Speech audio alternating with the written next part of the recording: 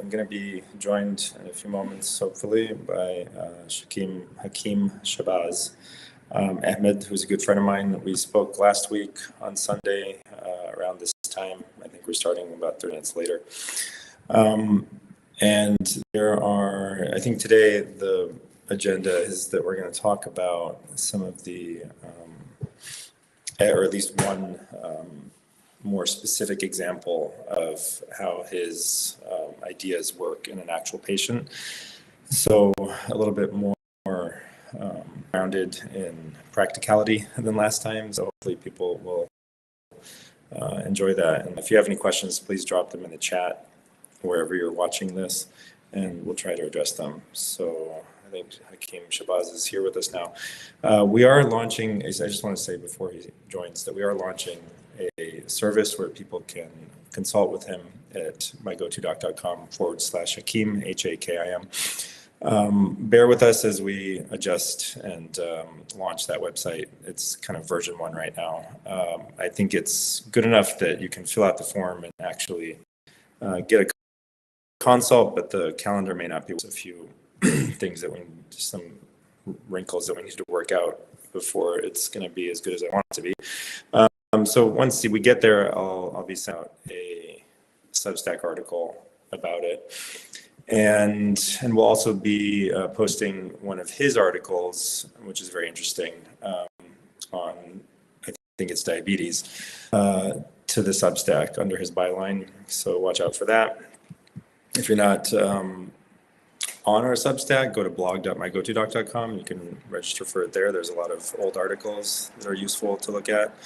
And then we'll be posting this other stuff going forward. So blog.mygotodoc.com is where you can find the articles. All right, so it looks like he's joined now, so I'm gonna bring him on. All right, Assalamu alaikum, Shabaz, how are you doing? Hi, how are you? I'm good. So we did get a handful of questions from last time, so if you want to address them now, or you want to go into the kind of presentation, what you wanted to talk about, and we can do the questions at the end. Yeah. I think we just do a quick recap for if there's any new audience, just a few minutes. Good. So as Dr. Sayed is saying, I was introducing my service. The thing that we're trying to do here is trying to change the medical philosophy. And it's not being against science, or it's not being against medical science. I know a lot of modern medicine. It's not that I'm not aware of it or I'm just against it. I'm not against Ayurveda. I'm not against this. We have to understand that we came a long way, from conventional modern medicine, where people compartmentalize the human body into body parts, and each person became a specialist on a certain organ, as a cardiologist or a pulmonologist or a rhinologist or whatever. And each person had no clue how his medicines or his interventions is going to. Dr. Sayed, is it possible for us to mute the camera? You're typing. Yeah. Quite loud. Sorry about that. So we came a long way as we saw the evolution of the concept of medicine, that we started to compartmentalize the human body into different parts, and each person became a specialist and is trying to do something to that organ, and he has no proper coordination with the other person. And on a very flawed philosophy, only taking into consideration only the physical aspect of human being. And we have seen that things are not working, and people are becoming more and more disillusioned and dissatisfied with the modern, and they're suffering extremely. This was an undercurrent that has been going on for a very long time, but the COVID episode has brought it to the forefront. and brought it, too glaringly obvious that there is something really wrong about this capitalist modern medical establishment, right? So now we moved on. People start to look at different alternate modalities of treatment like Ayurveda and Unani medicine or Chinese medicine. Still, in most of the cases, there is a concentration on the physicality and not taking care of the whole of the human whole. And, it's much better than following some, using some chemicals, using something natural, which I completely agree with. But it's again, the physical aspect is being taken care of. And it doesn't mean that I'm against Ayurveda, I'm against Chinese medicine, but putting them in right perspective is what is needed. And not only taking into consideration the physical aspect, but properly using the whole of the human being and providing people the proper model, uh, because we need to understand the subject of our study before we are able to get to any deeper healing. And the subject of our study is the human being. And the human being is looked at even in Chinese and Ayurvedic medicine, the way it has been presented in the present age is quite lacking. And then we have functional medicine. Yes, functional medicine is better than the conventional medicine. But again, the functional medicine only, their view of the human body is physical in nature. They don't look at anything higher than the physical. Now we have integrative medicine. Yes, integrative medicine is a big leap from where we came from. But if you look at how integrative medicine is practiced, integrative medicine is generally practiced for really life-threatening conditions, for example, cancer and things like that. And also, there's not many physicians who espouse that concept. But even those who do it, they have a separate person or a separate specialist who's doing his Chinese medicine thing, and there's a separate person who's doing his Ayurvedic medicine. There's a separate person who's an energy healer. There's a separate person who is a neural retrainer. There's a separate person who's a counselor. There's a separate person who's a spiritual healer, or there's a separate person who is a homeopath and a modern surgeon or a physician, right? So again, the problem is that each person is doing his own thing, and a separate person is handling a separate aspect, which the other person does not understand the intricacies and the details of that modality. And that is basically doing exactly the same thing on a higher plane, because when we did the body's compartmentalization, we went further in integrative medicine. We compartmentalized the human whole. So we divided the body in the energy plane and the mind plane, the emotional plane, and the willpower, and the intellectual plane and the spiritual plane, and each being handled by a separate physician. So what we are trying to do with Dr. Sayed is start a new modality of treatment, a new method of looking, diagnosing, and treating disease, which is based on the most profound and the deep principles derived from metaphysics, cosmology, understanding of human emotions, psychology, of course, very well grounded in science. So it's not that science is being left out. Science is sacred, and science is beautiful, and science should be used because it lets us know what is inside and outside of ourselves, and in doing so we understand much better about ourselves, which is the goal of human existence. So it's not being against anything, or it's not being against any methodology, but deriving principles to govern them in the right place, in right order, and putting them in the right place. This is exactly what is needed by the medical philosophy.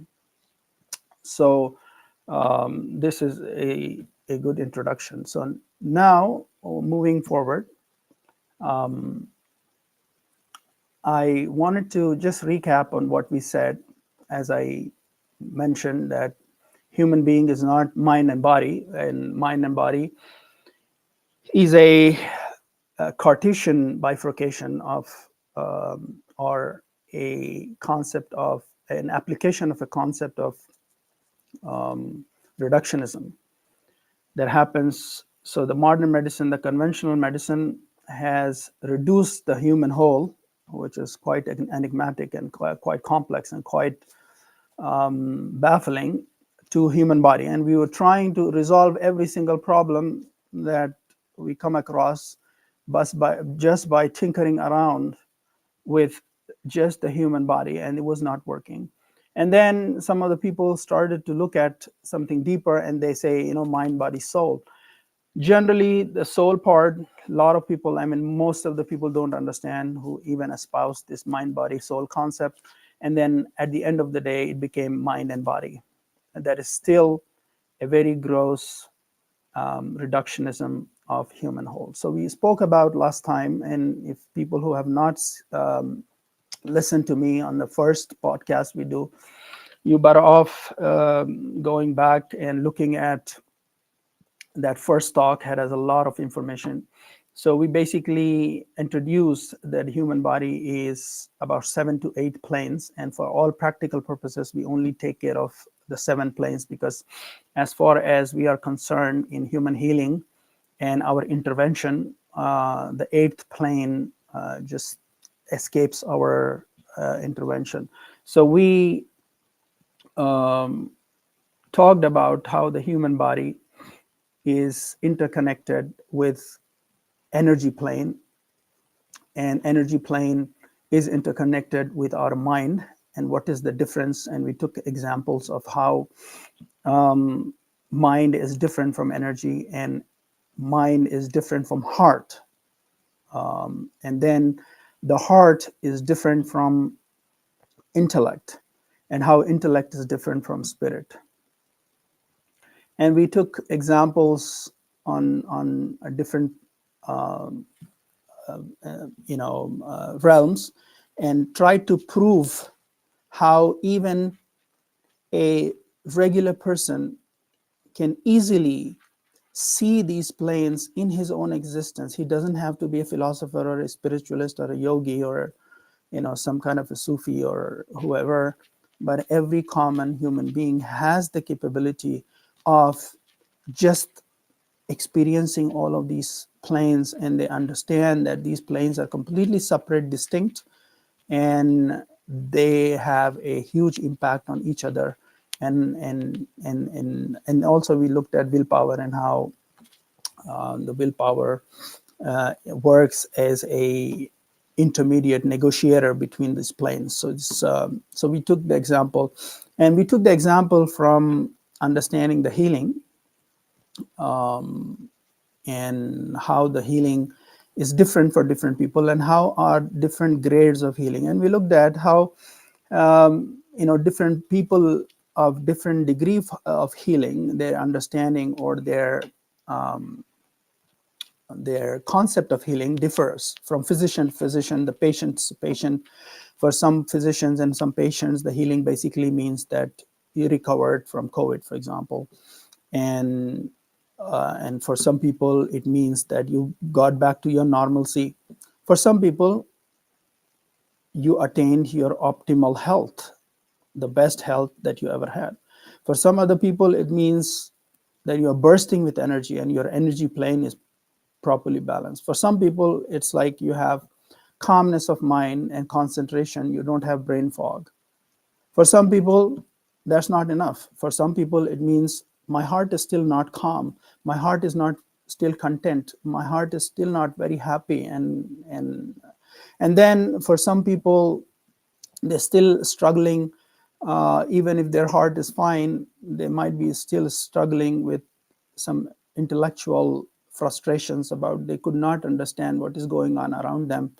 They could not philosophically get their head around things which are happening around them, and they see a lot of things which are happening that they could not relate, and they cannot understand where they stand with the rest of the creation and things like that. And then finally, we saw that healing also mean being one with a certain reality that a human being perceives in his inner core that he is unable to express, but he feels it. Every person feels it. It don't have to be this or that. So we saw that the ultimate bliss is when a person is completely immersed in his connection with something higher. So you don't have to call it by any name or any religion. Every human being knows that there is something that he's connected to, whether he wants to call it science or it's called a force or a energy or religion or God or whatever you want. But a human being cannot escape that. And we've seen their interrelationship. And we just took an example of a person who is on his office. He's doing his work, and his work is almost finished, and his glucose levels go down in his bloodstream. His liver starts to break down glycogen, and the glycogen reserves become depleted. And after that, the body starts to produce a hunger hormone called ghrelin, and that makes some grumbling sound in the stomach, and it's asking for food, and you feel hungry. So then you start to direct your attention towards trying to grab a lunch. So what happens at the time is that your concentration is completely moved towards grabbing the lunch. So you see how things are progressing and how these planes are working together. And existence of this can be corroborated and can be proved through a simple example that I gave you just right now, that a person feels hungry. This is the physical part. His hormones are getting released. Enzymes are getting released. Pancreas is throwing out a lot of digestive juices, or at least ready to throw out digestive juices. The stomach is trying to create a lot of hydrochloric acid, and it's ready to do that. Why? Because it's given some cues. And everything is all set for the person, and he's feeling hungry and he wants to go. So what happens is that now the energy plane comes in. The energy plane comes and concentrates all of its force and all of its backing and all of its reinforcement towards the digestive tract. So until now, he was just sitting in the office and he was thinking about too many different technical aspects of his work, and so his energy was completely diverted towards other organs. You see, his energy was diverted towards his mind, and he was thinking too much, and he was wrestling with a certain idea. So his energy was completely dispersed across his muscles. So at that time, energy was dispersed. Now when he is thinking about having some food, his energy concentrates towards his stomach, his digestive organs. So it's all ready. And his mind, which was roaming around and having, dealing with all different ideas and philosophical concepts or whatever it is, but now the mind calms down. Mind concentrates only on getting hold of the food and imagining that I'm going to sit calmly and hold on to this food. So you see, the energy is not dispersed because the mind is not pulling that energy. So that energy is moving towards your digestive organs and they are concentrated on your digestive organs. So the digestive organs have the backing of these two planes, right? And then you have to make a decision of what food to have, right? So mind can plot and plan and try to find out how to go about getting the food, but mind does not give you the idea of what to eat. The what to eat question comes from the heart, because this is where your desires reside. Okay, so one person desire a certain thing is not like the person who desires something else. So this desire is different, and the desire has been congealed in the heart, and different people have different desires that have been congealed, and the mind will pick up a desire based on its logistics, based on where he is, what is possible, how much money he has, right? So a person who wants to go to like a very fancy sushi restaurant, while he likes it, right? He likes sushi and he wants to go ahead and have sushi, but his pocket might not permit it. So this is the calculation which is being done by the mind, but the heart is providing an impetus of what an available list of desires, but the mind will pick up based on the logistics and based on the current situation and makes calculations. So you see, this is where there's a proof that this mind is different from the heart. Now, heart, let's say it has all desires already placed in, and then where does the desire came from, right? Desire came from a worldview of the philosophical, intellectual worldview of a human being, who he thinks he is. Some people don't mind just going to McDonald's, right? Their desire is to just go ahead and have things from McDonald's. Some people will go for salad bar, and some people go for example, environmental friendly place. They will look at and check it out, and you see, they say, this fish that I'm going to have, this restaurant cooks, it's not environmentally sustainable source, so I'm not going to have it. You see, so the desires are there, but the desires are not just coming and getting congealed in here out of blue. They are coming from a certain intellectual understanding of a human being.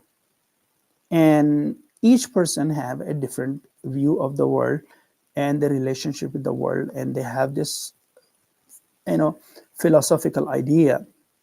Well, philosophy is not just the realm of elite, like the last time. Every single person has a philosophy. Well, whether philosophy is closer to reality or away from the reality, that's a different point. But everybody lives with a certain philosophy in life, and based on that philosophy and based on that intellectual understanding of who we are with respect to the rest of the creation, we end up congealing and creating our heart. Now, again, we saw how the willpower is a negotiator between different planes. So a person, for example, have desires, and 5 desires, for example, everything is in line with his philosophy. So 5 desires, and the mind has this choice 5, and the willpower negotiates what is possible, right? So for example, for you to get sushi bar, you have to drive for 20 miles to get to a nice restaurant that you wanted to go, but you don't have the willpower. You say, you know what, my willpower is weak. So that willpower will make you choose something inferior as opposed to something superior. So willpower, the power of the willpower or the state of the willpower will define the connection between your mind and your heart. So heart has a lot of desires, but for some desires you need a lot of willpower. For some desires to be brought into fruition through the mind, as simple as grabbing a lunch, you have to decide, because who decides it? Your willpower has to negotiate. If your willpower is strong, then you go ahead and negotiate better options. And of course, same thing will happen between the intellect and desires. So person might have a lot of intellectual ideas and he wants to espouse them, but the heart is not ready yet to take it because his willpower is too weak. So the willpower also comes between the intellect and the heart. That there's negotiation going on. It works as an interlocutor. So again, similar thing happens. Where does the intellectual worldview of a person comes from? The worldview comes from his spirit. His spirit is an instrument in every human being, irrespective of who you are, you believe in something or not, or you believe in all different names that you wanted to give that reality, but they have an inner deep perception of something real and something deeper beyond rationality that they feel a connection to. Each person calls it by different name. You're free to call it whatever name, but there is an inner perception that a person is connected to some reality, and their profoundness or shallowness of understanding, their deepness or shallowness of understanding that reality and their connection with that reality will give rise to their philosophy. Okay, so this is a simple thing of just taking an example of grabbing simple lunch. It's not just happening just like that. All of these 7 planes, for example, if a person has certain beliefs about eating something or not eating something, that forms a philosophical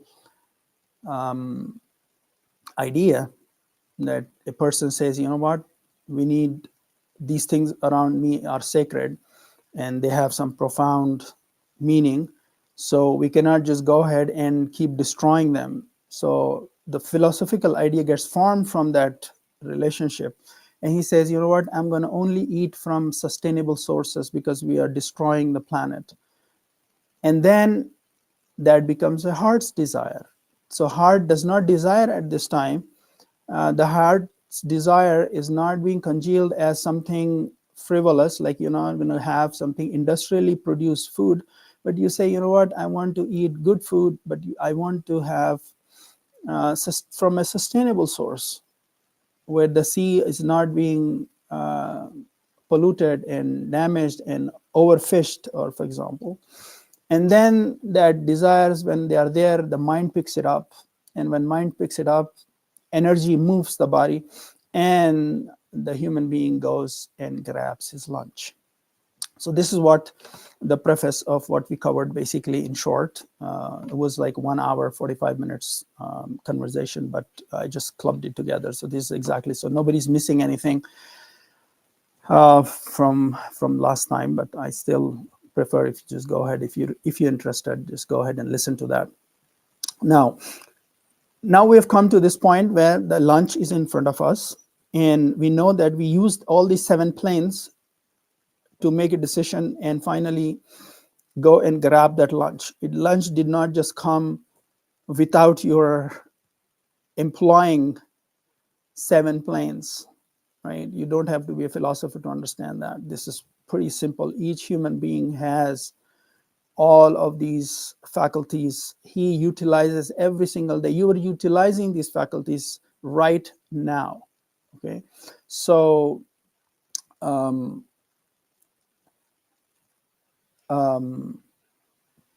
so what happens is that, let's say the lunch is here. Lunch is in front of the person, and he's completely concentrated on having that lunch. Sitting, he opens up the plate, and the smells come in, and the nervous system gives signaling to the body that this is delicious food, and it seems amazing. So you start to salivate. Enzymes are released. The pancreas is poised to release a lot of enzymes and digestive juices, and stomach is ready with this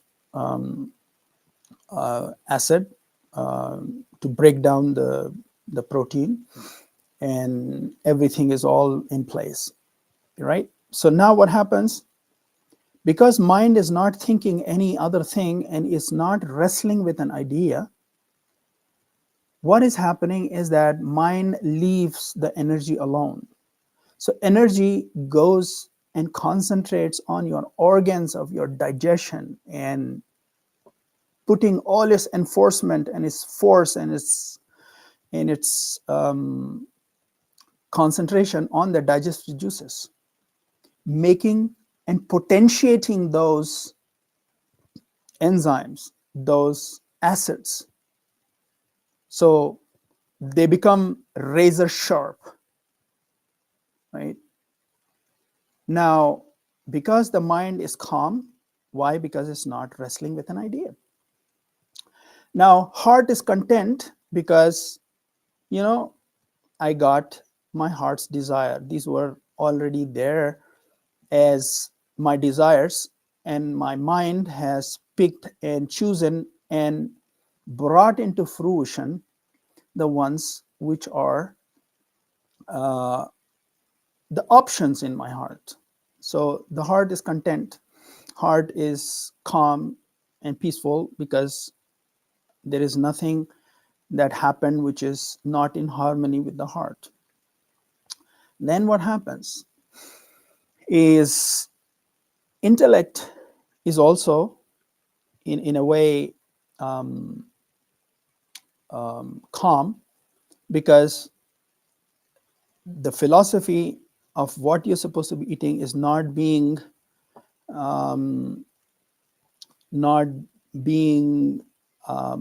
opposed.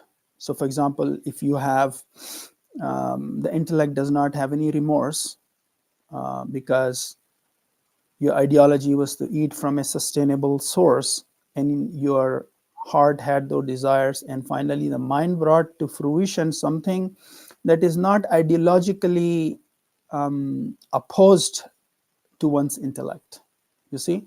So and finally the food is in relation to one's beliefs, and it's also not contradicting those beliefs. So for example, if a person doesn't want to have a certain type of meat, or if a person has a certain understanding in his spirit that is not good for my soul, and is a vegetarian, for example, vegan or whatever, he's not eating something which is against that. So that is also, so you see, all of these, the simple meal that you're trying to munch on right now, bite into, it has the backing of all these 7 planes. They're providing their energy, they're providing their their complete reinforcement. And now you munch on that bite. What happens? Because you have the backing of all the stuff, every last bit of molecule that you munch and you chew on, you concentrate, enzymes are going to get released, acid is going to get released, the cells are ready to accept. Everything will work. You will break down every last molecule and make it a part of your cellular biology, and you will absorb it and you store it and you extract the most amount of nutrition from that food. Okay, now this is clear. Now what happens? Let's say that he was about to bite onto that whatever meal, steak or whatever, or some vegetables, whoever it is. I'm not being disrespectful. Whatever you espouse, just an example, anything. Could be a veggie sandwich. He's about to take a bite on it. He gets a phone call.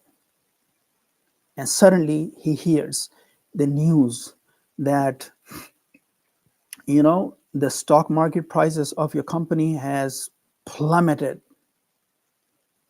What happens right now? Suddenly, without you knowing, without you understanding, you got from parasympathetic nervous response system, where you are starting to sit down and eat, you got into a wrestling match. Well, you don't think it's a wrestling match, but body does not differentiate between wrestling with an idea and wrestling actually in a dojo or like in a wrestling ring or octagon, right? So suddenly what happens is that this concept is intrinsically related to the conditioning of human for survival. We are conditioned, deeply conditioned for survival. If not for that conditioning, we would have, as a human race, perished. And that conditioning, that negativity bias of trying to preserve ourselves, preserve our existence, preserve ourselves from danger, is the most deeply entrenched instinct in the human being. So suddenly, when the stock price plummeting news goes into this head, and the nervous system goes ahead and informs the mind, the mind senses a threat to long-term survival. Because he says, you know what, now I used to have this and I had so many plans and I wanted to do this, and suddenly his focus shifts from that delicious food that was lying right in front of him to his survival. Well, it's not physical life threatening survival, but it's a long-term survival. He had plans that he wants to bring into fruition, and he considered those plans as himself, as his own extension of his life. But that seems to crumble. So what happens? His focus shifts to trying to see how do we go about, and what will happen to my plans, and what will happen to my ideas, and will I be able to do this long-term goals that I have, and this and the other. So mind starts to think. Suddenly the energy moves from your digestive tract to your muscles and to your brain. Why? Because those are the places where you need your energy to wrestle someone, right? So while you're in octagon and you're having some, whatever wrestling match, where does all the blood and all the energy is needed? They're all needed in the muscles. So in a hypothetical way, in a metaphorical way, this is exactly what happens when a person becomes shocked or a person is wrestling with a certain idea. So his energy moves and his blood moves. So you see, the blood was concentrated on the organs, and then the energy was concentrated on the organs of digestion. Now they suddenly take a turn because the relative importance of that food became lesser. So the body's blood and energy just moves to the periphery. It moves to the muscles, it moves to the brain, and it's just overworking. So what happens is you don't have the backing of a layer just above you, right? Now, when the mind starts to get frustrated and is thinking about it, the heart starts to flare up because it sees from his understanding that this news will threat the desires that he has placed. So the heart starts to flare up and it starts to become uneasy, uncomfortable, thereby pulling the mind's energy towards the heart. And the mind is pulling the chi or your sukshumna towards itself, leaving lesser and lesser energy available for the body to do its job. Now, then what happens is a person, if the news is really bad, he will start to question his understanding of the world, his ideology, right? This thing happened to me, and why did this happen to me? Is my assumptions of life, my assumptions on which I base my ideology, is it right? Should I be? So you see, there is a lot of questioning happening, and then finally a person starts to question, like, is my idea of my connection with something higher than myself, is it right? Or if that is there, why is it doing this way? Why did this thing happen to me? So how you see a simple message while a person sitting and trying to grab a lunch, its repercussions goes up and ripples travel all the way up to your spirit, and all your energy is moved up. Now what's happening is you're sitting there and suddenly a person's appetite is lost. Well, every single human being, there's not a single human being who's on this podcast or whatever who has not experienced this. As soon as you are not content with something, or you're angry with something, or you are frustrated about something, you don't have the appetite to eat that food. That is a signal that we have to take, that the body is telling us by snatching away that appetite. Our mouth is not watering anymore. Our stomach seems like clogged, and there is also a physiological explanation to this. What happens whenever a person is stressed? Cortisol gets released. So a person who is cortisol dominant at that time, other endocrine organs calm down, right? So the production of enzymes and insulin to take that food and put it inside the cells, all of these things take a back seat. Because why? There is epinephrine, norepinephrine, cortisol. They are playing the game. They are on the field, and they are not going to allow other things to happen. You go from parasympathetic nervous response system to sympathetic nervous response system. So liver is doing something else right now, is busy with all that stuff. And that is the reason why body says, I don't feel like eating, but we don't take the signal. We have lost our communication of understanding that body, whenever it does something, it does it for a purpose, right? So this idea, this first thing is that the same acid is there, same acid is lying around, but it does not have the backing of all your 7 planes reinforcement. And that is the reason why body doesn't want to eat. But what we do, we take that sandwich and we just munch it down in a mechanical way.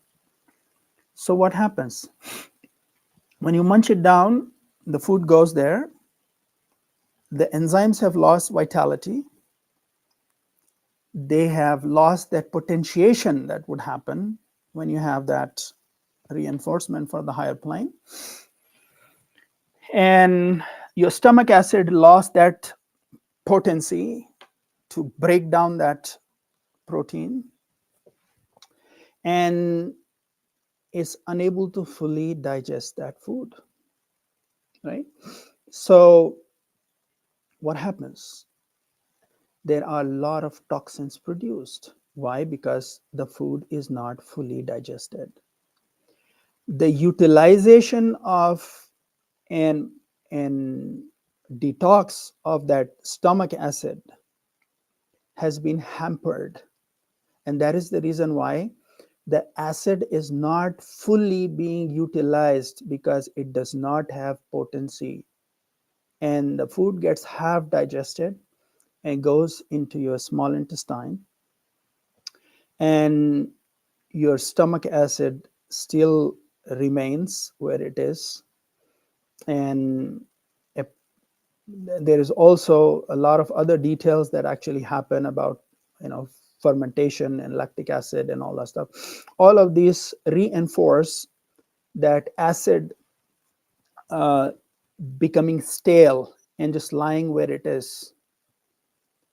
And this doesn't generally happen when a person is a one-off thing. But a person comes home and he keeps thinking about that. He keeps bringing that concept to mind about, I should have done this, and I should not have placed my money in that bank, or I should not have placed I should not have bought those stocks, and I should have taken a different thing. So what he's doing is he's utilizing his mind power, and his mind and heart are flared up, and they don't have. So the acid that was created, and he's being eating that food, and as if it is like a mechanical thing, and we have like these set times where we are supposed to eat, like 9 o'clock we should have breakfast, and 3 o'clock, without understanding, are we ready to be able to assemble and assimilate that food? We lost that understanding, and that is the reason why we just keep eating stuff and stuff ourselves while we don't have machinery for us to properly assimilate the food and break it down and convert that into nutrition. So that is the reason why the stomach acid remains unused. Why? Because it does not have its partner, a concomitant element that is supposed to be there with the stomach acid that potentiates it to break it down. And because of that, stomach acid still remains, and finally it comes up through the duct, and person feels a heartburn, right? So before I go further, I wanted to mention few important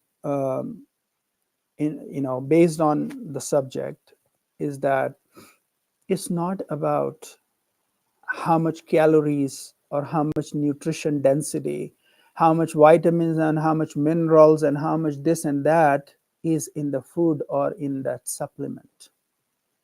You see? Fine. I mean, in this day and age, there is a lot of, sub-quality supplements. They say that it has X amount of this and it does not have it. There's a lot of adulteration and malpractice. But even assuming that you have the best quality food,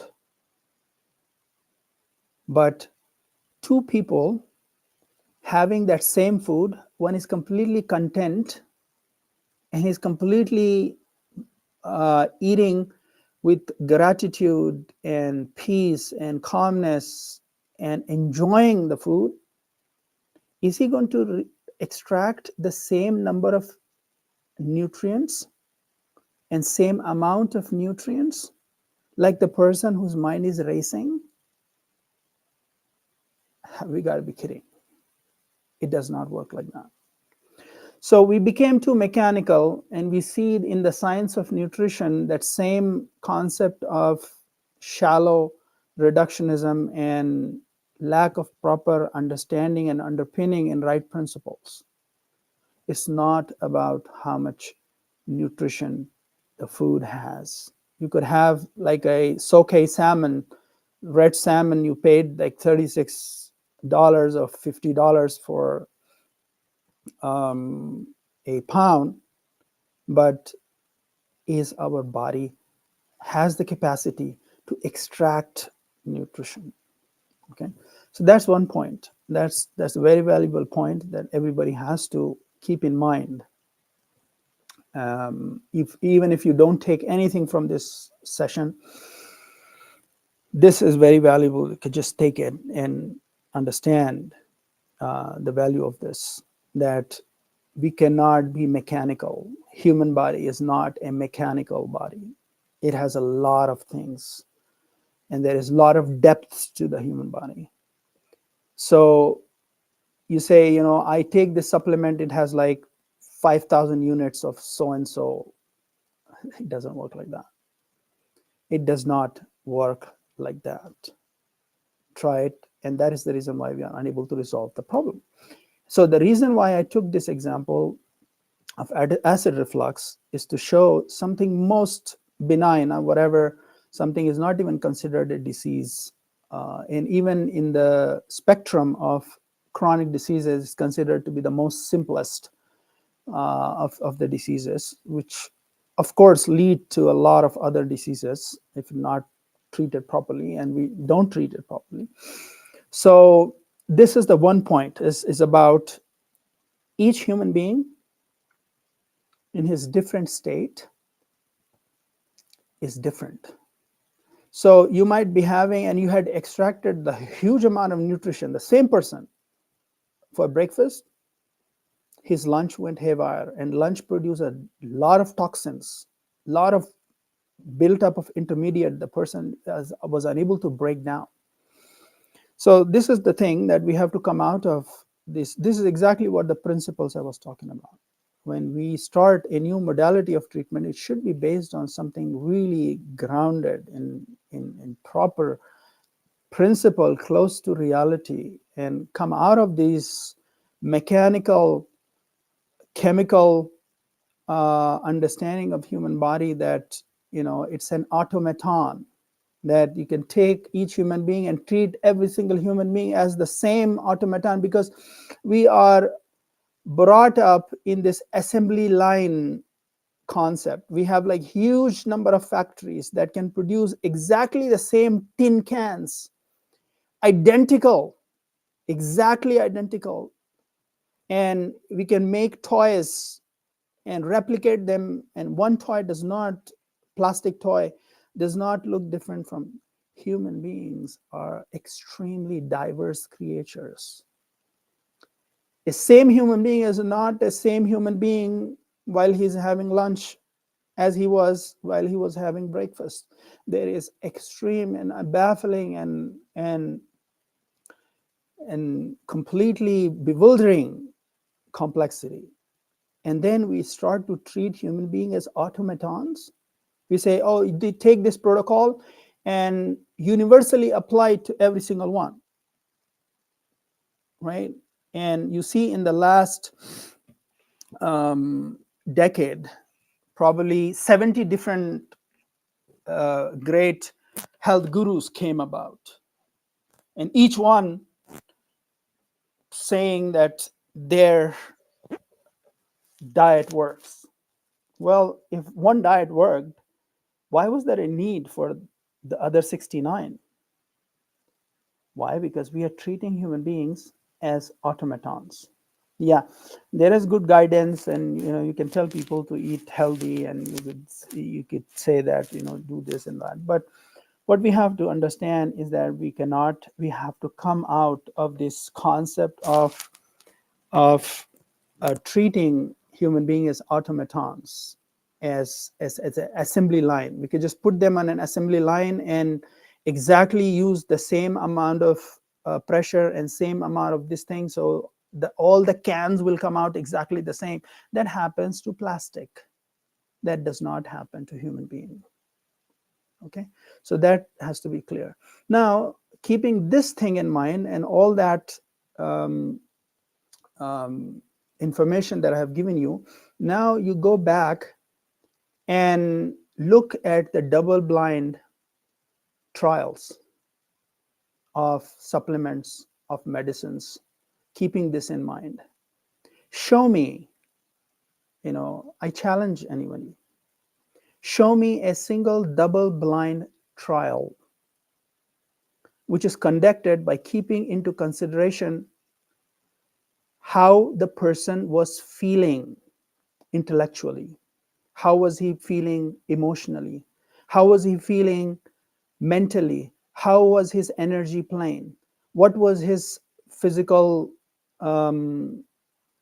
attitude at that time when he took that medicine. Can we even do that? We have to close our eyes and see what value can this double blind, it can give you some pointers, but that pointers should be taken with a pinch of salt. This is exactly what I'm saying, is that the modality that we are trying to bring to you, to people, is based on reality, based on something profound, based on something important, based on looking at the diversity of the human being, looking at something personal relationship between a physician who is a physician who understands modern medicine, who understands the energy healing, who understands the neural training, who understands he's also a psychoanalyst, and who's also a counselor, who's also a philosopher who can actually see which philosophy and what can be corrected. He can do philosophical and intellectual grounding of the person, and also he knows something about spirituality. So this concept, over a period of time, we wanted to open up and train the medical physicians, the conventional medical doctors, to give them enough of understanding of this modality and this type of training, so that they treat the people as looking at their diversity and complexity and things like that. So, all these, mechanically done,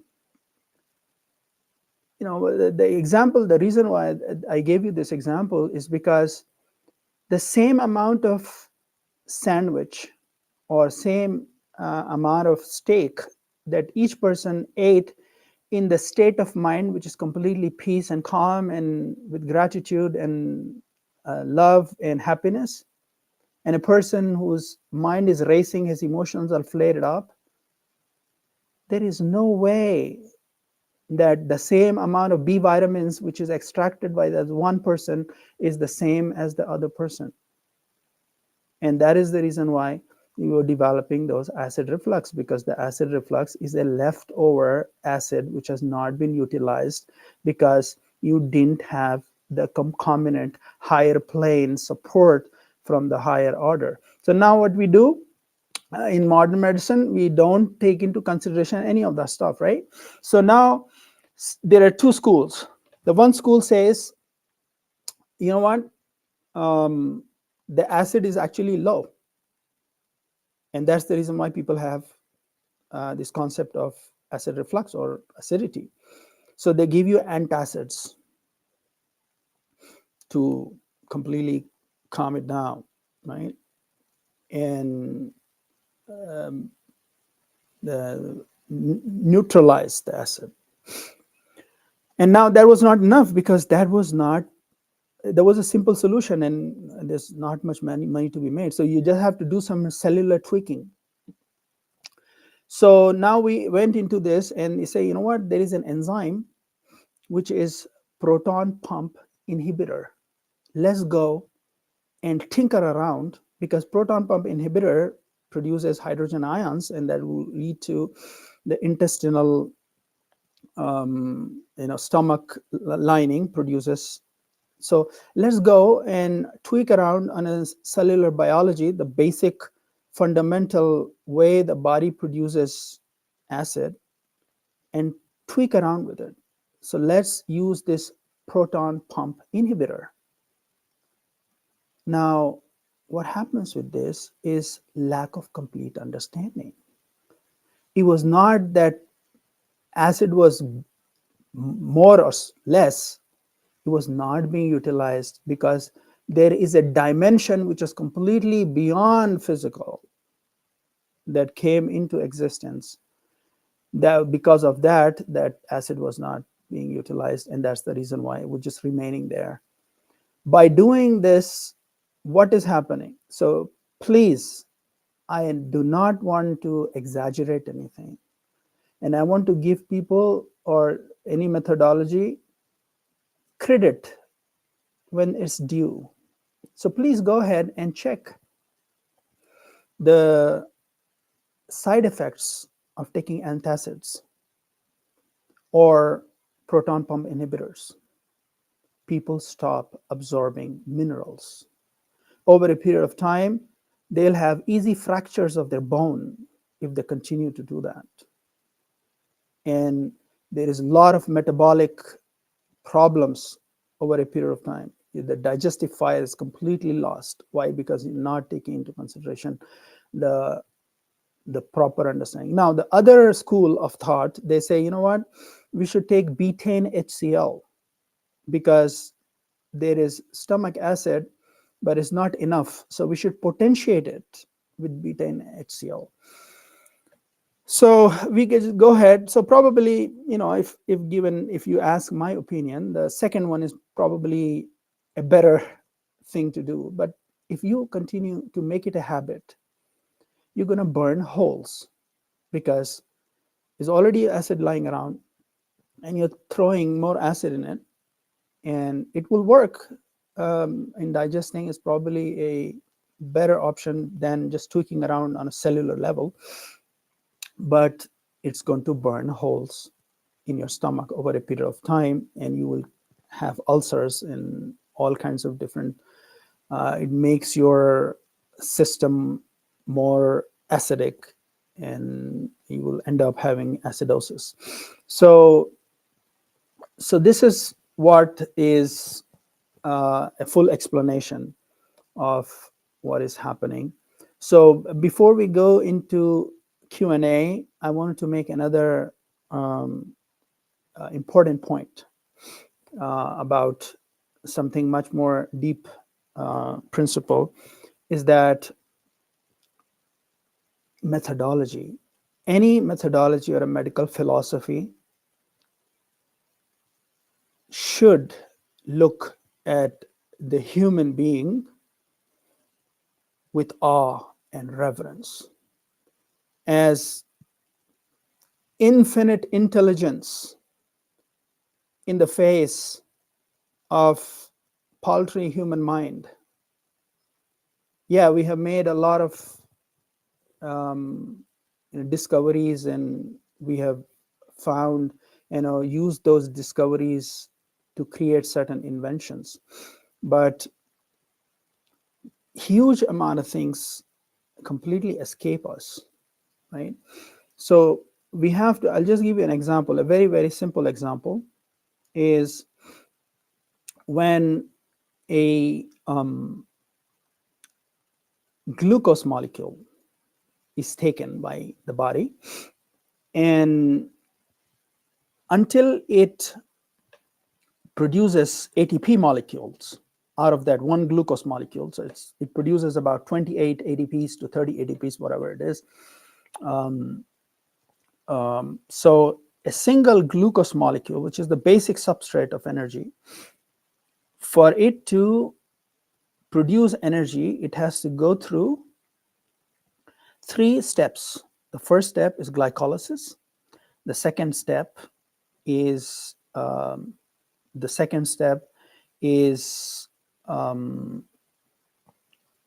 Krebs cycle, which is also called citric acid cycle, and the third step is electron transport chain. Just the first step of taking a glucose molecule and forming a pyruvate molecule, so that it can be further broken down and utilized, the body needs 10 different chemical reactions, and it produces 10 different substrates, and it needs 11 different enzymes, and it needs 3 to 4 different cofactors. You see? And this information that is being taught in the university, in the books, in the biochemistry, is a very simplified version of exactly what happens.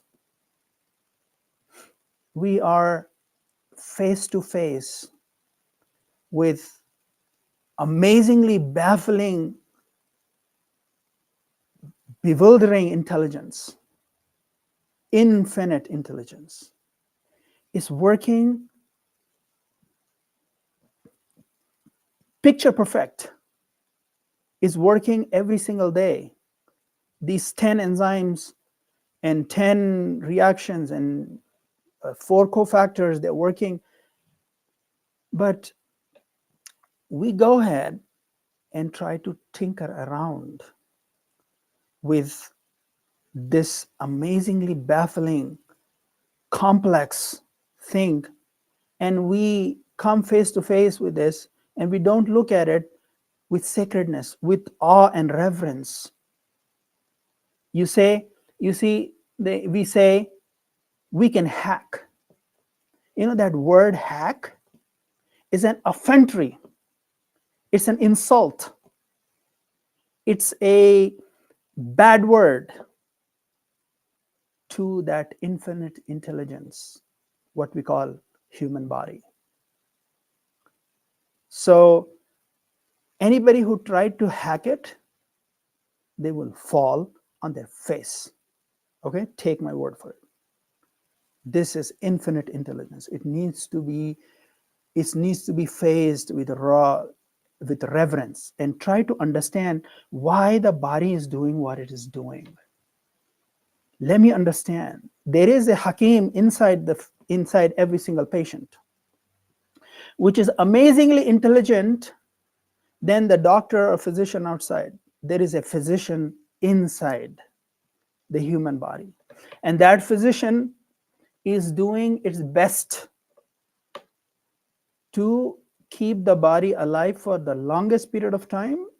And if you have put the body in certain circumstances, physical, energetic, mental, emotional, intellectual, spiritual, willful, that physician is balancing things inside to make sure you take the least of 2 evils. Sometimes the human being puts the body and does not give it a choice, which is best. Both are evil. So the physician inside the body is taking the least of two evils to keep your body alive for the longest period of time. We don't understand that. That is called disease, my friends.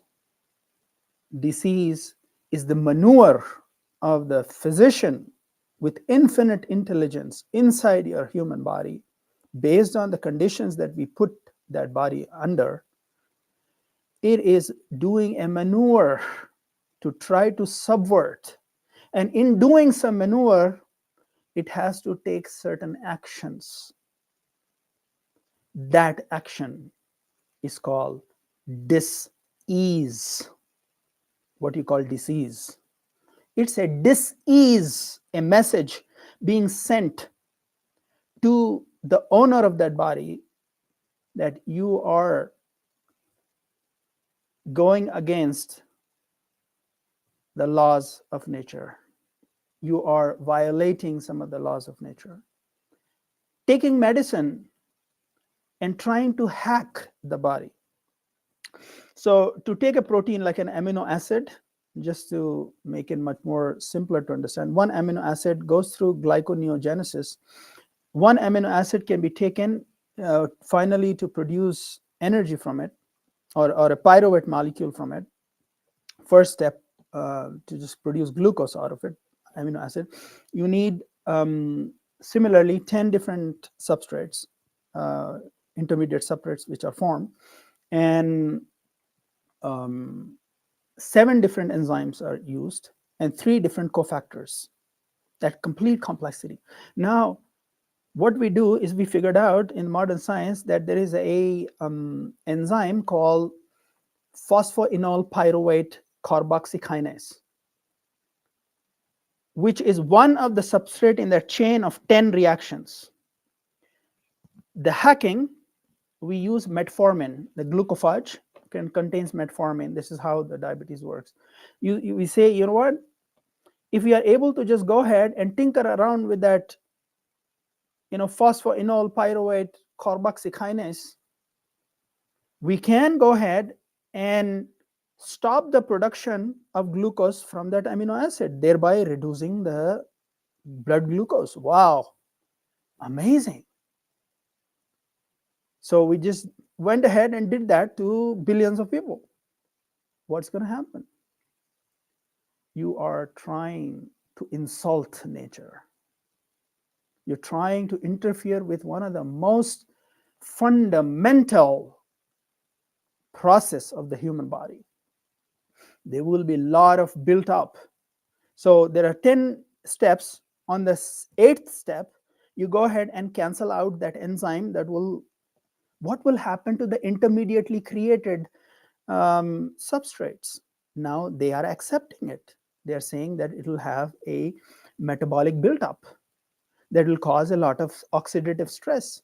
The cells have to work over time to be able to clear that debris, unusable substrates which are being formed. Over a period of time, cells become, because of oxidative stress, they become weak and they become overburdened, and they become clogged, they become toxic, and they finally lead to insulin resistance.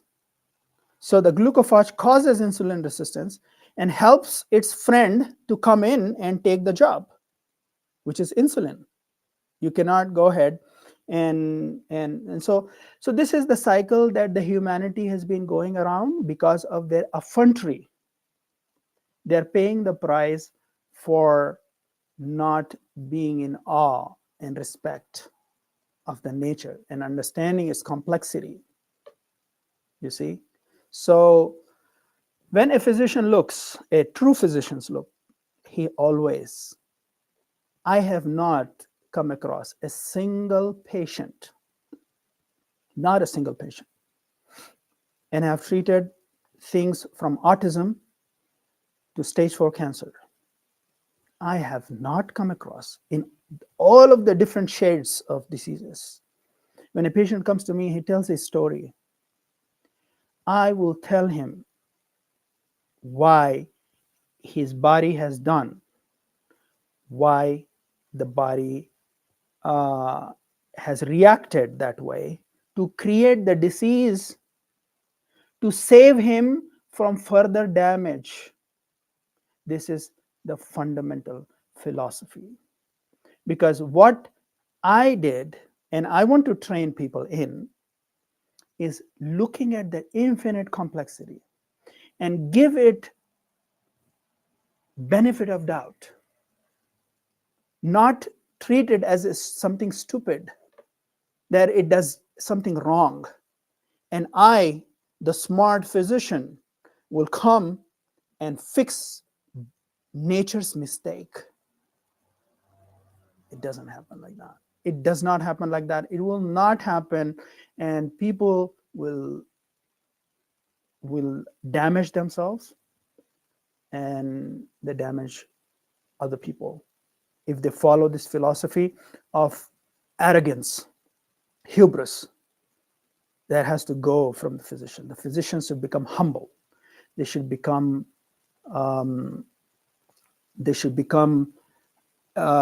they should learn the awe and respect of nature, of its complexity. There are billions of reactions that are going on in a human body, right? And each billions of these reactions will be helped or supported by all different planes that we are talking about. It's not just the physical. Even within the physical, there is immense amount of. So there is a lot of holes in the way we look at human body. There's a lot of holes, and there are a lot of problems that we need to fix.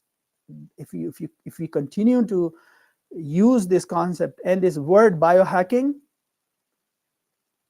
it's a bad word. Please don't use it. Don't apply to this nature. It's amazingly complex. It demands respect.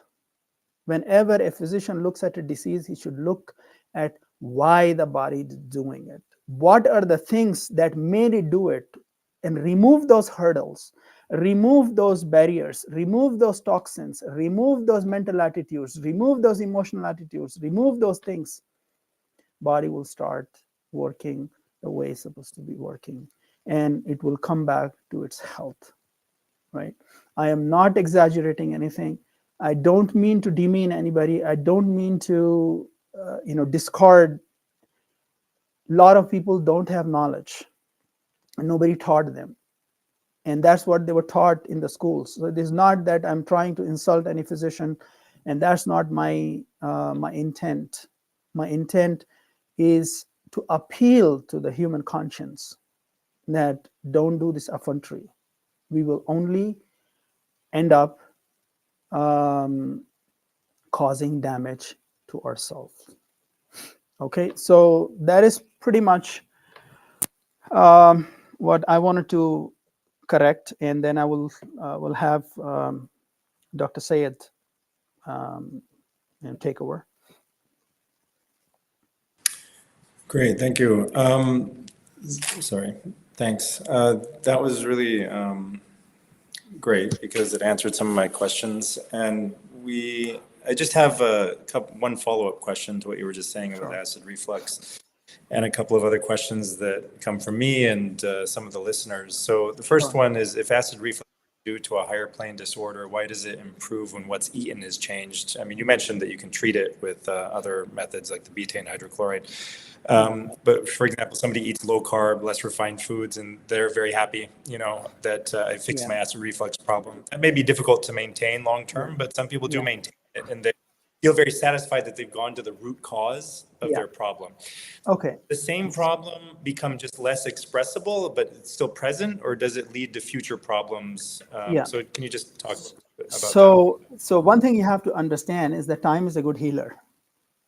You see, what happens is that the reason why the people find some solution to acid reflux, and some people do not find a solution to acid reflux. People continue even if they change their diet. Yes, a lot of people find it, but one thing you have to understand is that over a period of time, their heart and mind come back to normal.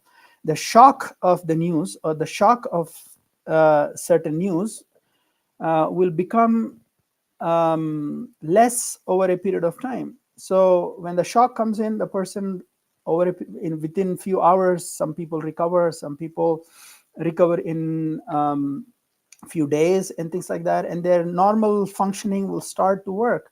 That is one thing. The second thing is that yes, food does have. So it's not that I do not, you know me. I mean, I know quite a bit of nutrition, and I know quite a bit of physical detox things, and I use all that modern medicine and everything in my practice whenever it's due. But there are two aspects to it. The first aspect is that, as I told you, that the intensity of the problem, or that the person who's wrestling, his wrestling stops after some time. Even if it's like huge intensity, the person comes back, and some person will go ahead and he gets relaxed, and his planes to an extent get balanced again. And that's the reason why he's using his own mechanism. And you have to understand that acid reflux, for example, even if the person does not change anything in his diet, and he has not taken any medicine at his acid, he eating the same exact food, he does not have acid reflux. How would you explain then, right? So yes, changing the diet, there are a lot of acidic foods and acid building foods like grains, and of course the toxic grains, and genetically modified foods, and all that stuff, and toxic things. Yes, it does help, not a problem. But we have to also acknowledge the fact that a person who has not changed their diet will also overcome acid reflux. And there are people, even after they have changed their diet, they will continue to suffer from acid reflux. But one single thing that is common in it is how well you are able to recover from your mental frustration or whatever it is. So I would, to understand this well, read a book called Why Zebras Don't Get Ulcers by Robert Sapolsky. He provided a lot of insights into this problem. And he basically said that the reason why the zebras don't have ulcers, they actually put the cameras on the zebras, and they saw when the lion jumped at him, and it just ran, and the lion scratched the person, that zebra, and whatever, and the blood was flowing, and finally the zebra escaped. And he does certain movements of the body and shakes some things, and things like that. And finally, within a short period of time, within a few minutes or hours, the zebra completely goes back into its complete serenity. And if you take the picture of the zebra after its assault, lion's assault, or before it, the same peace and serenity returns to the zebra, and it's grazing on the grass, and it has shook away its trauma. But what he says is that because we have a neocortex, we end up abusing our third brain, which is our neocortex, and regurgitate, and we repeat. And that is the reason why we are unable to overcome and end up creating ulcers in our stomach. So read that book, and a lot of things will be very clear. Is that clear? Yeah, thanks. So going back to the different planes that you talked about today and the last week, are they different ways of seeing the same underlying thing? Like, are we just one thing that, or are they like facets, or are they separate things combined together? Are the expressions of the same thing within different realms, or is it like looking at it through different cameras, the same thing, and seeing some different aspects? So human being is one single whole. There is no crevices, or there is no differences, but these are different aspects of our being that respond to different treatments. So in medical philosophy, what we do is we hypothetically, or we create a model by dividing different aspects so that certain aspects will respond to certain treatments, right? So it is based on a medical worldview. So if you look at the same human being through a different lens, for example, when you look at it from a perspective of, and even in the medical philosophy, like for example, if you read Ibn Sina, he might have a different philosophy, or Avicenna, what the West knows him about. And if you see the cosmology of Abu Zayd al-Balkhi, and if you see the cosmology which is in the Vedantist text, if you see the cosmology in Tao, and or the metaphysics of Aristotelian and Platonic or Neoplatonic concepts, it slightly differs. But what I have done is, based on the modern times, created this model so that it is pretty clear, based on the available treatment we have, that we can have a certain proper alignment and directed treatment or directed interventions towards different aspects. So yes, one whole, but it has different aspects. And hopefully I'll be writing a book, and it takes some time to explain the whole model, and I'm going to tackle that concept about, is the body has parts or is it facets, and how that. So it's, yes, these are aspects of human being, but these are very potent aspects, very separate, very distinct, and they need to be properly balanced because they work together and they have proper connection in the way they act together. As I've provided enough understanding, but just giving some practical examples that you can see yourself. It's not like something I'm just going to talk theoretical. Not only that, I have used that model in devising interventions and aligning those planes and using directed interventions towards different planes and alignment of these different planes using those interventions. So this is an end-to-end solution. It's not something that we just talk in and there are loose ends to it. So and it's backed by what I have done in my practice for last a decade or something, about providing a consistent result and using that one single methodology to explain problems. So when a person comes to me, a patient, I weave their medical story inside their life story. And that is very profound for many patients to hear. They get convinced. And a lot of people who came to me, they came to me with a condition that, what, your protocols are really hard, but let me do whatever I'm able to do, and don't let me do whatever. So just give me whatever protocol, but I'll do just a little bit. So I said, you know what? Yeah, fine, let's talk. And then when I spoke to them, and I gave them a very, very deeper understanding of how things are happening and how interventions will work and how will they together, and suddenly they, out of nowhere, the same person who has been telling me, what, this protocol, I've heard your protocols are too harsh and this, that, and the other, I'll be able to do only, slowly or whatever. The same person from the very next day starts to do the full protocol, right?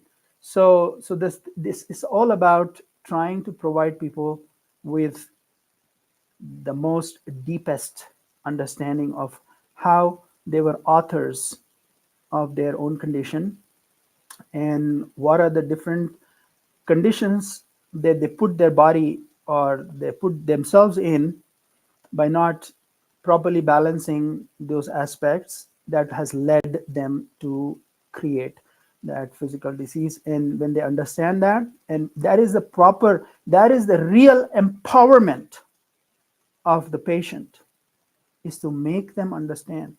You can say, this disease is idiopathic, we don't know how it happens, and we will call it syndrome. Syndrome basically means a set of symptoms that come together, and causes of which is generally unknown, and you use these words.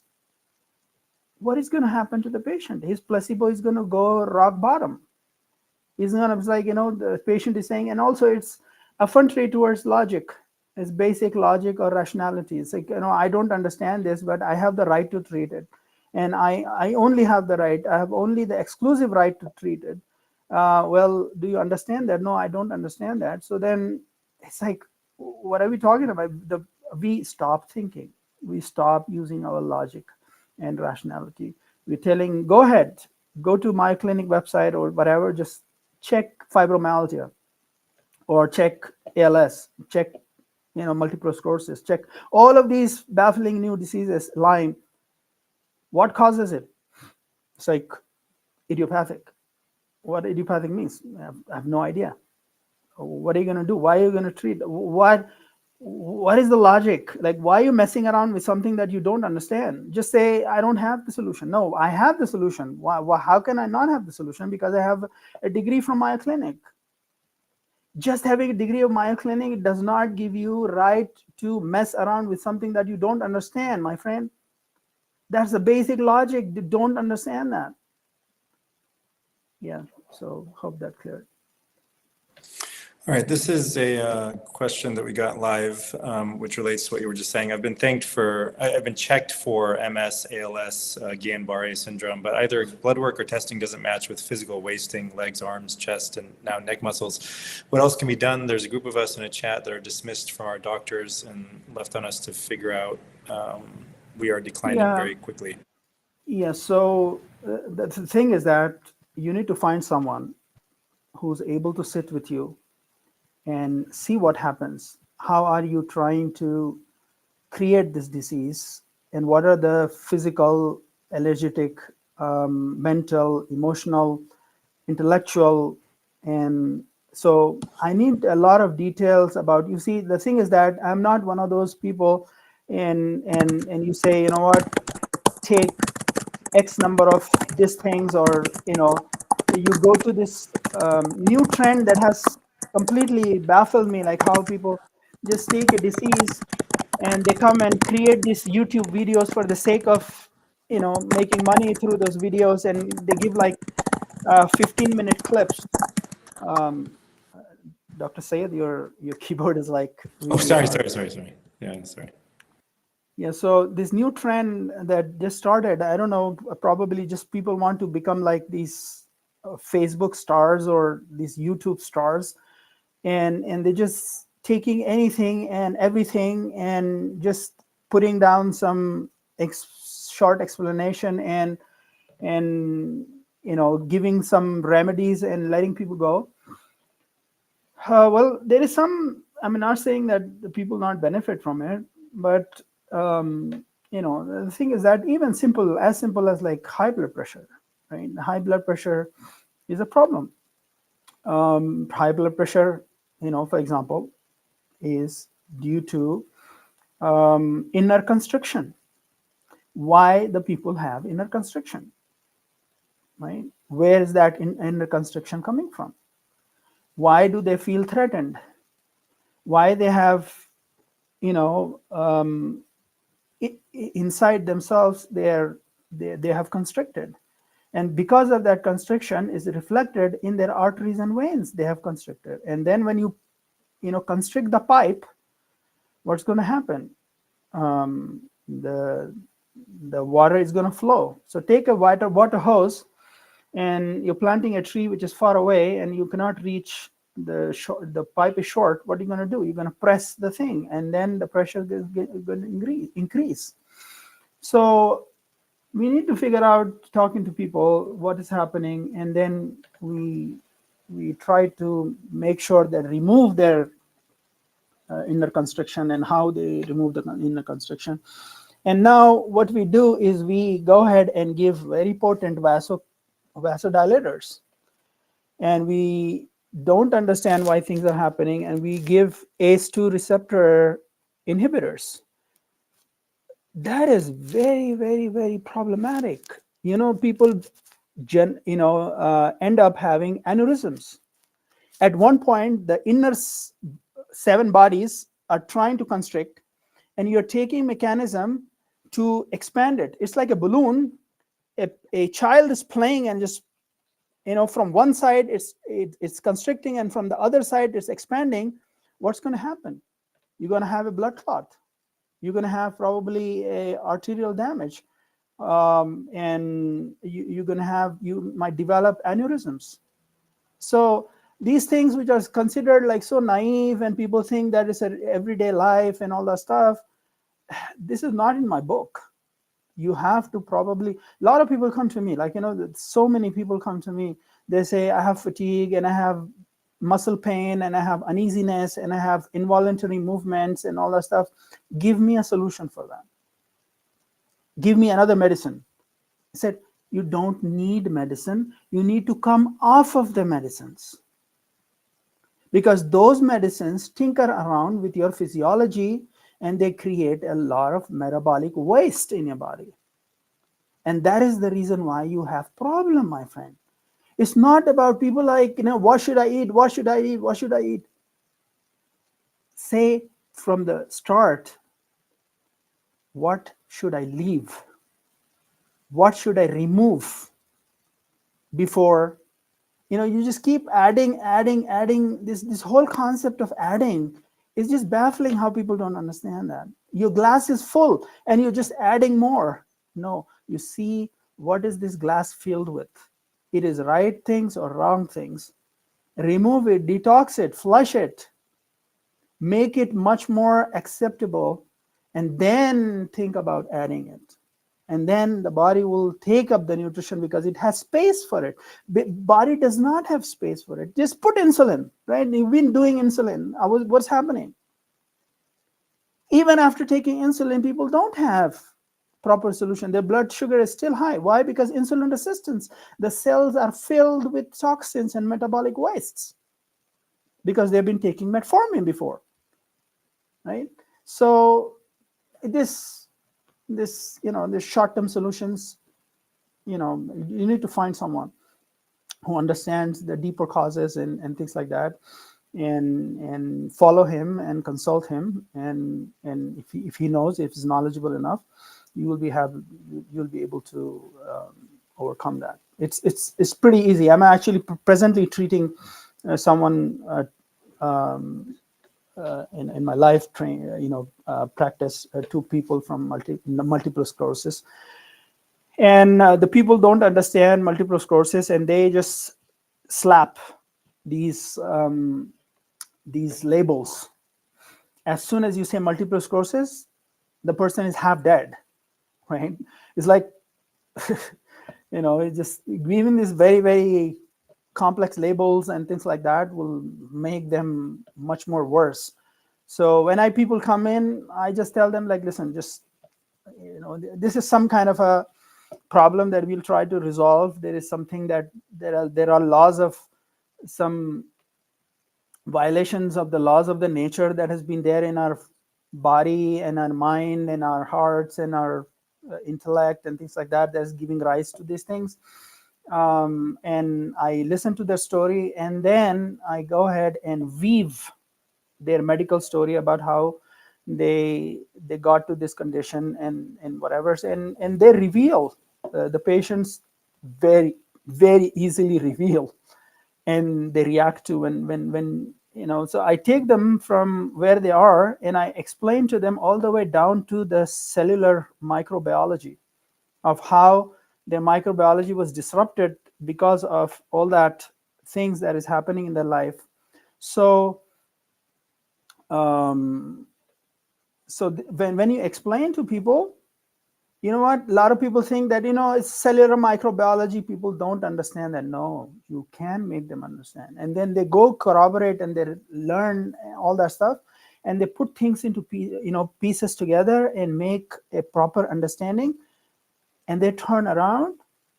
And the same person who was saying that, there's a hard protocol I can't do, just give me a simple solution, they take off from their work. Because they when we kindle the hope and the desire, and they see that, this guy is talking sense, this seems to work, and I can overcome this.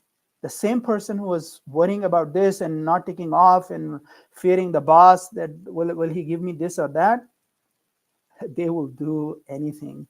So it's up to the onus is on the physicians, is to be able to convince people, to be able to give them hope and give them proper explanation, a deeper explanation, and it can be given. You get, that person so and so. No, I explain to Bedouins cellular microbiology.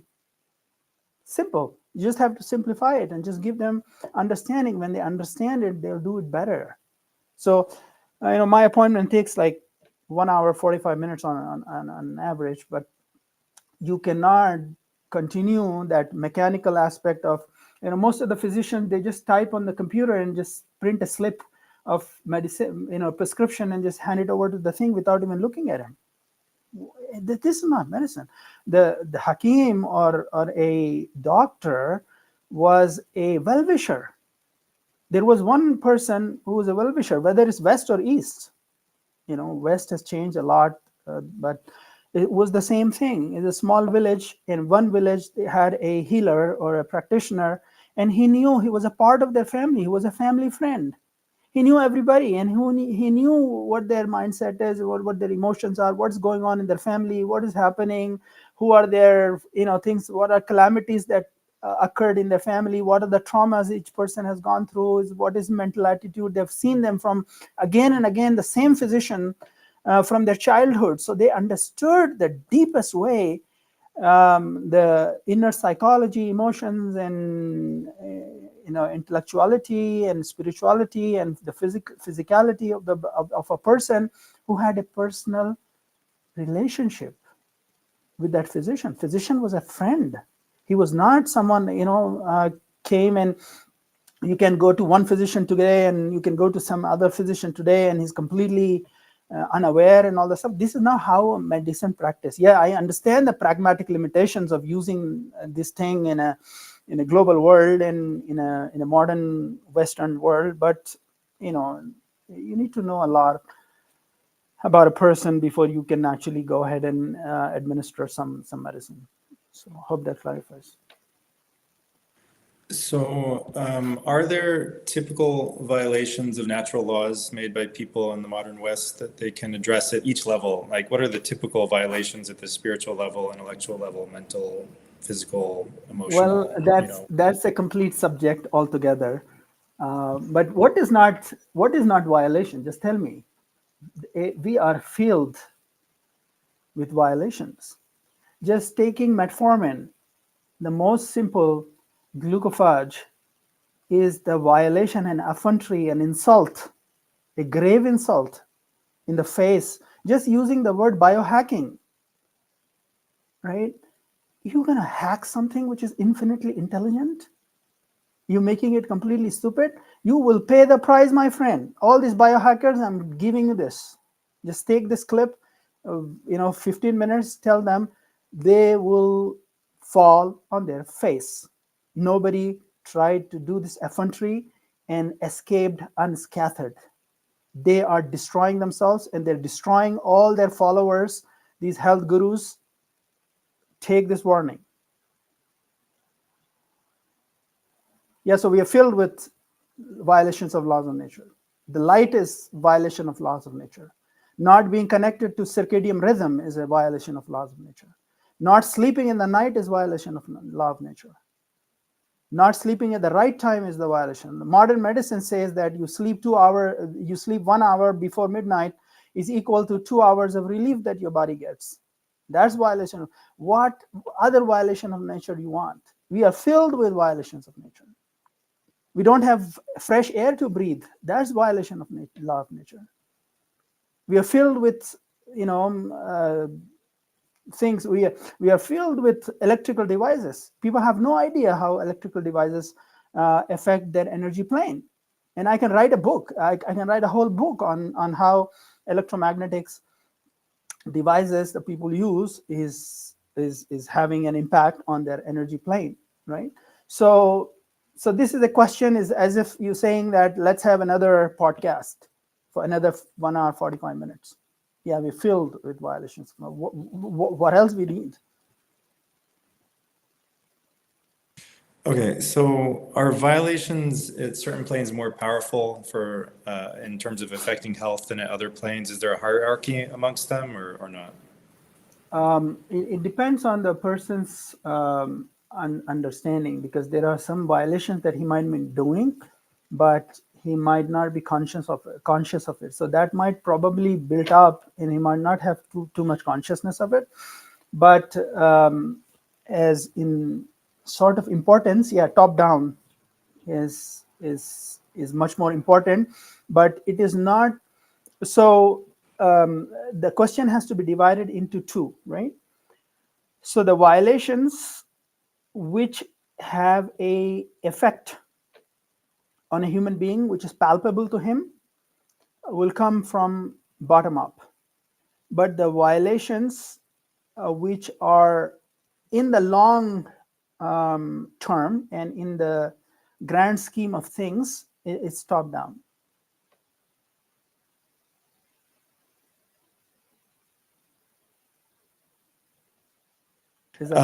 You've mentioned a couple of times like a certain particular disease, like high blood pressure being internal constriction at in different planes expressed as high blood pressure.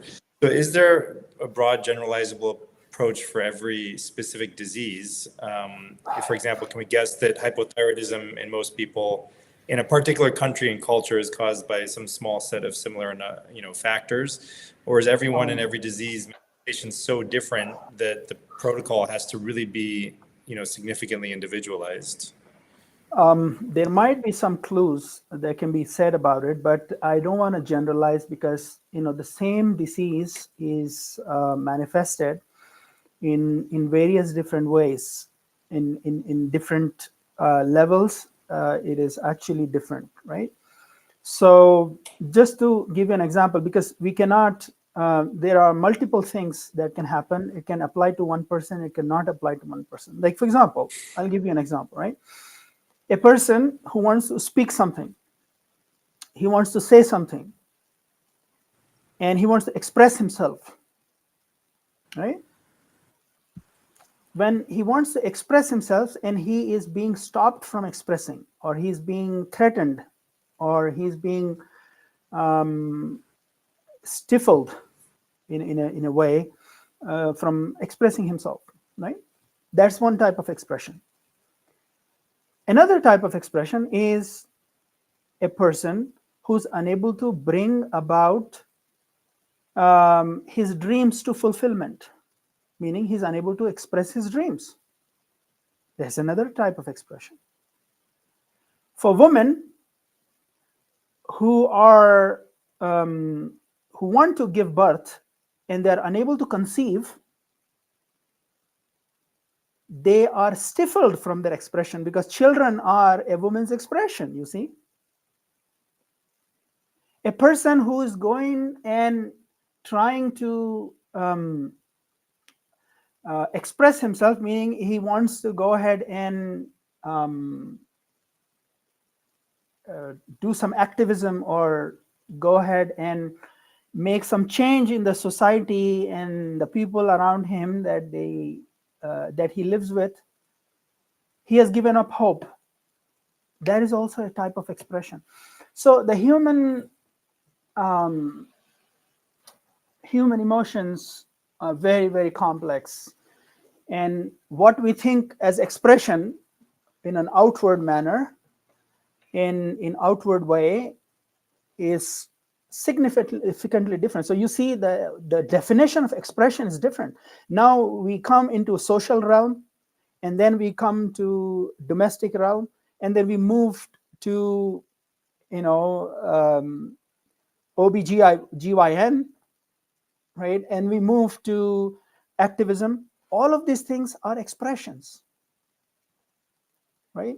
So how do you define expression? Similarly, many different type of emotions will have very different definitions in very different ways. So based on a person who is a teacher, is a politician, or is he a philosopher, is he an artist, the definition of expression differs from him, right? So he might actually manifest a disease because of that stifling of that expression, and a regular physician will never be able to find out how his expression is getting stifled. So you know what I'm saying? It's a little difficult, but I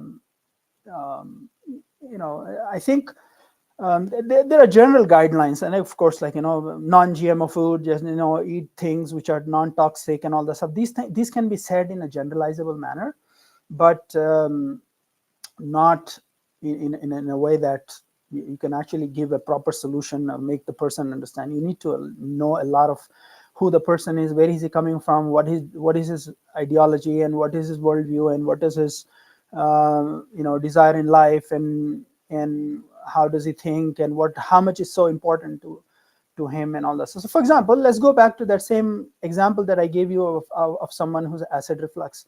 If his planes are particularly balanced, and just plummeting of his stock prices, if he has a different worldview and he has a fully grounded in faith in something, that no matter what, I'm not going to be, he's not going to be, he'll be unshakable. He's not going to just shake up and spoil his thing. His energy, his chi will stay put the way it was, and he will look at the phone and he will throw, like, well, I'll look at it later. It's not important. It's not it's not a threat to my life right now, right? So I have some money. What if the stock price plummet? I still have money to survive, and I don't give some importance. So if that conditioning is there, that person, even if his stock prices go down and his company collapse and he's thrown out of the job, he's not going to create acid reflux. That conditioning has to be done. So what I also do to people is, regular people who wants to stay healthy, and I can condition them, and I can tell them about how to keep healthy, so that when that call comes that your stock prices plummet, he's not going to give that reaction that he would give otherwise, right? So it's not just about treating the disease, it's also about how not to get disease.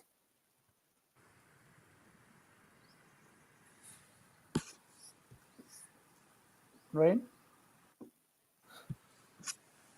So are all diseases curable? Yes, What is it? all diseases are curable until the person is breathing on his bed. I don't give up. Because just keeping the body alive, the billions of reactions are happening inside, and there's a lot of machinery is working. Yeah, some are easily curable, some than others, but as long as the person has desire to live, I have an immense amount of hope. The person could be completely damaged, and his organs could be damaged, and he could be completely, this or that. But if there is a sparkle, if I see the sparkle in his eyes that he wants to, or she wants to live, that's it. I can treat that person. But, if the body is too much damaged, people take chemotherapy and whatever, radiation or all these medications, and their organs are like extremely damaged, and they are completely on deathbed, and it's combined with lack of hope, then probably that's not properly, there has less chances of having that stuff.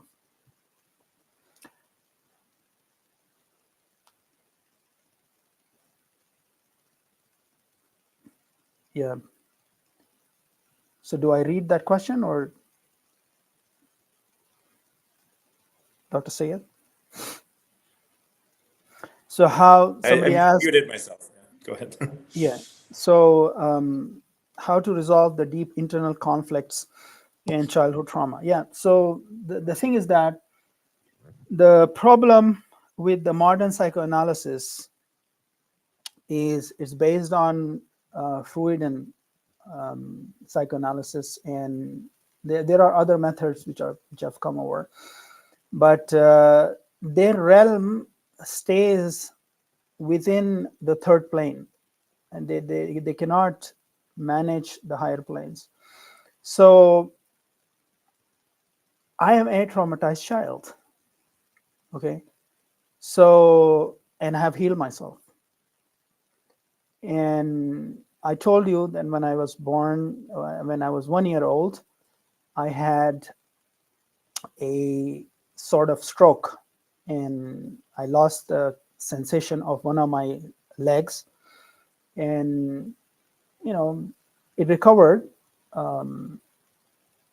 but I had a lot of antibiotics, and I had some, family traumas and psychological traumas, and eating hydrogenated oil, out of love. My grandmother would fry potatoes in vegetable hydrogenated trans fat and would send to me in my lunchbox every single day, right? So just imagine what it has done to me, and with all that other things. So yes, it is, if the person is ready, and he is ready to look at things which are closer to reality. The problem with the psychiatrists is that they reinforce the same ideas that the person comes with, right? He comes with a certain idea, and they just reinforce it and just, enhance the sense of victimhood and entitlement in the patient, and assuage whatever the idea and reinforce the ideas that a person comes with. Why? Because first thing, he will come back. If you say something against a person things, and you cannot say no in the realm of psychoanalysis, because there's also a money making thing which is similar to our physical modern medicine, is that don't say no to anybody, or don't say that I think this is wrong, I think you better correct it. If you do not say that, yeah, he'll keep coming back, because he finds reinforcement, and he feels that you validate him in everything what he says. Then yeah, he'll come back, and he'll keep paying you money and things like that, but it's not going to resolve his problem. So yes, everything can be thing, but we have to start looking at it with a new eye, and we should be ready to negotiate. We could be wrong. So if that is there, then yes, everything, you need to start to have a new lens. And I have done with a lot of people, and I spoke to Dr. Sayed just a few days back about a very, very remarkable case of a young lady that I was able to just treat, and it was just something that corroborated that point, and we were just completely. It was because of that childhood conflicts and childhood traumas that she went through and things like that. So we started with her on a very, very simple, so she came with a lot of very deep, troubling depression and conflicts, and a problem with PMS. She never ever had a normal period, menstrual period, as far as she remembers, and very excruciatingly painful. Lot of conflicts in the family, and depression. What do you call that? Fear of anything, fear of relationships, fear of And that lady has gone through a remarkable recovery. So first we start with the physical. You just go ahead and cleanse, hormonal detox, and the way you do the detox and all that stuff. And then we start to take the energy balance, and then start to talk with her mind and try to make sure that she renegotiates certain things. And she might be having some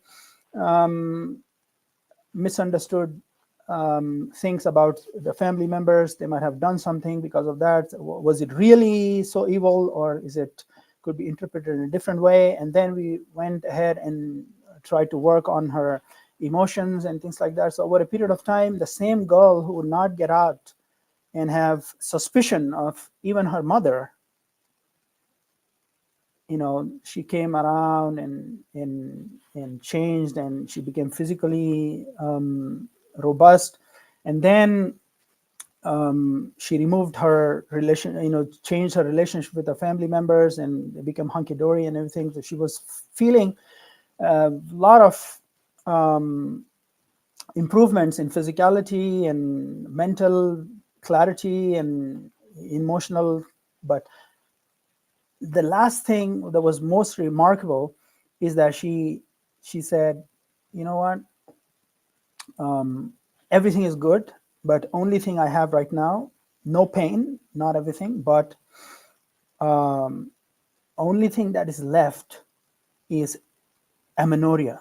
She stopped bleeding, right? So I told her, the reason why you stop bleeding is two things. Whenever you remove toxins from the body, you remove everything, and you remove all this garbage and junk, body tries to fill up that tank from good things that you're giving it. And that's the reason why it does not want to remove any resources and get rid of any resources and hold on to those resources and rebuild the tank, rebuild those resources. And then you will have it. And that's other thing, over a period of time, I started talking to him. Now she wants to get married. The same woman who doesn't have suspicion of her own mother once developed a desire to get married. And then she was afraid of who she's going to marry, and all these minds and these things are coming to her mind and things like that. And that was also causing her psychologically not letting uterus to completely heal. So now, over a period of time, she found someone. And I told her this before she even met this person that she wanted to get married. In the next meeting, I told her, listen, when you find a loving person in your life and you have a happy relationship with him, and you are convinced and you trust him, you will have the period, a healthy period right away. So what happens is that she found someone, and she was fearful about how that person is. So she she developed a personal good relationship with me. So she said, why don't you talk to that person and see, and I want to get some assurance that that person is mature enough for me to get married.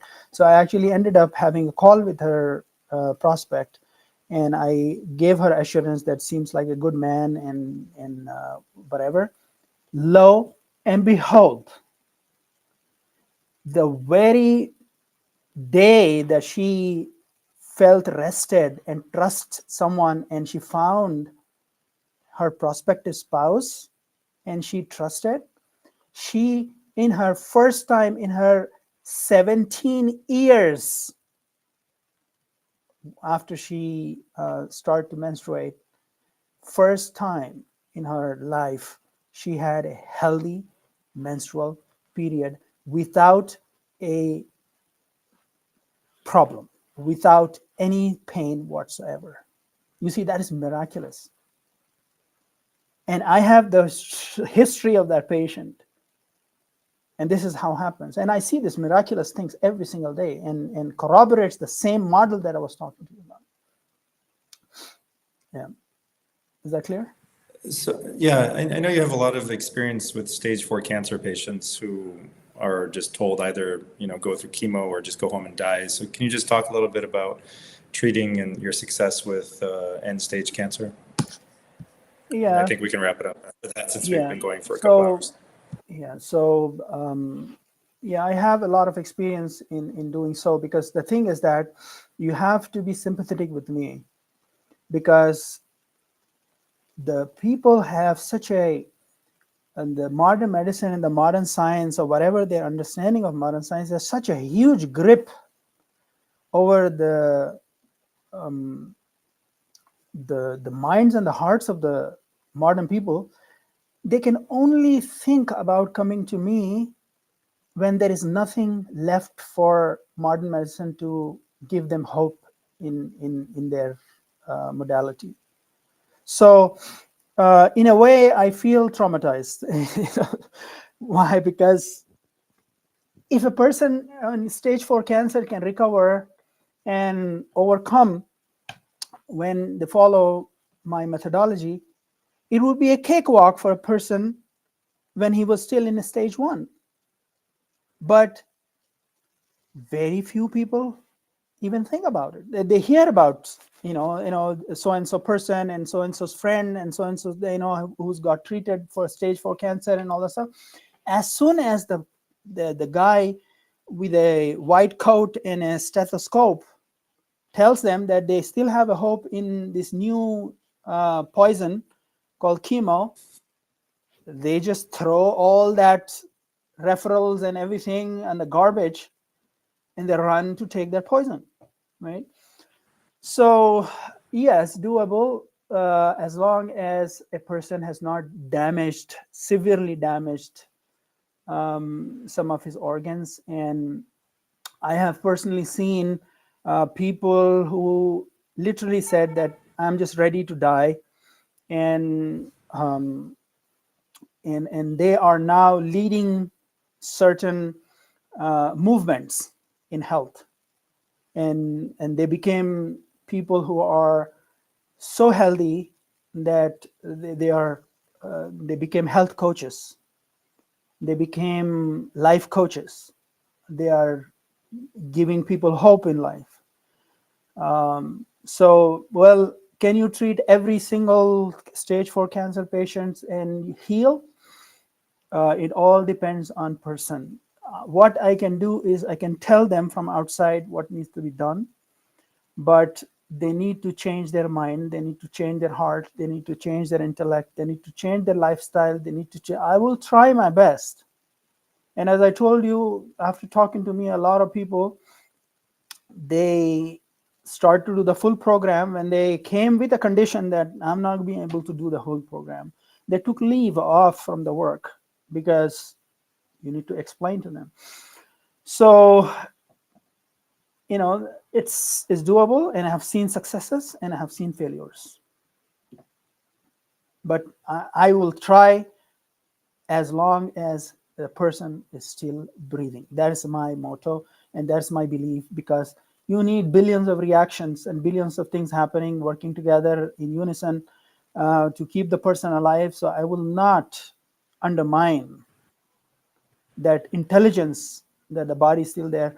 Only thing is that when you put some rods in the body, when you put some implants in the body, when you put and mess around with the body and you put some toxic chemicals and you try to burn things and you want to cut some things and all that stuff, then that severely damage the prospects of a person recovering. But you can still do it.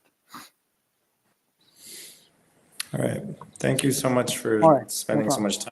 It's been a little over 2 hours, 2 hours, 10 minutes. All right. So Nice we'll talking to you. collect some. Yeah, we'll collect questions from people, and we are going to be, Hakim Shabaz is going to be available for consults at mygotodoc.com/Hakim. Bear with us, there's a couple of bugs still at that website, but I think we should be able to accommodate people if they need to see him. And I'll talk to you soon. Again, thank you so much. All right. Thank you so much. Thanks for having me. All right, bye-bye.